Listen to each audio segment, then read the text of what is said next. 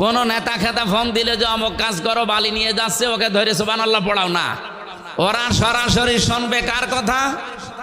ওদের আইজির কথা। এভাবে চলতে দিন একটা বছর, অন্য কোনো কিছু লাগবে না, শুধু পুলিশ। আর 2 নাম্বার বলেছিলাম, ওদেরকে 8 ঘন্টা করে ডিউটি করে বাংলাদেশ সহ বিশ্বের যত জায়গায় আমি দেখলাম। 8 ঘন্টা 10 ঘন্টার উপরে ডিউটি কারণে, সুতরাং 8 ঘন্টার উপরে যারা ডিউটি করবে 2-5 ঘন্টা আরো বেশি, এই ওভার টাইম হিসাবে তাদের বেতন দেওয়া লাগবে। প্রশাসনে এটা নেই। পুলিশ আছে, জিজ্ঞাসা করে দেখেন। ওর 8 ঘন্টা না, ওর যদি 16 ঘন্টা 24 ঘন্টাও ডিউটি থাকে, ওই যে বেতন 15,000 কেন? 8 ঘন্টার পরে যেই কয় ঘন্টা ডিউটি ওদের বাড়তি হবে, ওদেরকে যদি আপনি ওভার টাইম হিসাবে টাকা দেন, ওরা কিন্তু এই রাস্তাঘাটে আর গাড়ি আটকিয়ে টাকা নেবে না।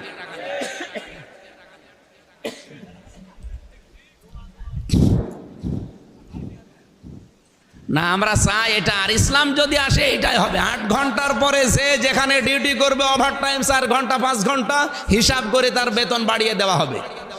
এই কথা বলে না কেন? একদিকে সে দুর্নীতিগ্রস্ত হবে না, 2 নম্বরে তার পরিবারটাও সচ্ছলতা ফিরে আসবে। এইগুলো না, খালি টাকা পাচার করো, টাকা পাচার করো। পাচার হওয়া টাকাগুলো যদি দেশে ফিরিয়ে আনতে পারতাম, যে যেই বিভাগে আজ বাংলাদেশে কাজ করছে যতগুলো বিভাগ, কেউ দুর্নীতি করতো না। অন্তত তার নিজের চাহিদা মিটে গেলে দুর্নীতি করবে কেন? আমরা চাচ্ছি এই ব্যবস্থা ফিরিয়ে আনতে।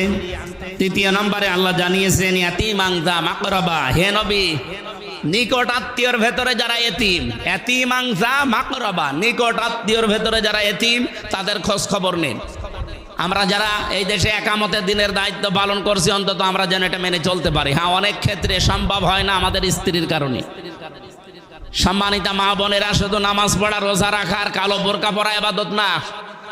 আপনার স্বামীকে আপনি উদ্বুদ্ধ করবেন যে স্বামী তুমি যাই করো, অন্তত রক্তের সম্পর্ক যাদের সাথে আছে এদের হকগুলো আদায় করো। ওটাও নামাজের মতো সওয়াব পাবেন আপনি। আল্লাহ পাক বলেন আও মিসকিনান যা মাতরাবা, তুরব থেকে এসেছে এটা। ধুলি মলিন যারা মিসকিন, অসহায়, এই মানুষগুলো নিঃস্ব মানুষ, তাদের কাছে আপনি এগিয়ে যান, তাদের অভাব অনটন কোনো দূর করার চেষ্টা করেন। এই সমাজ সেবামূলক কাজগুলো যদি সত্যি আমরা হাতে নিতে পারি, আল্লাহর কসম, আল্লাহর যে গিরিপথ, যে কষ্টের পথগুলো আছে, এটা পার হয়ে আমরা জান্নাতে যেতে পারবো ইনশাআল্লাহ। সুম্মা কানা মিনাল্লাযীনা আমানু ওয়া তাওয়াসাউ বিস সাবরি ওয়া তাওয়াসাউ বিল মারহামা। এরপরে যে মানুষ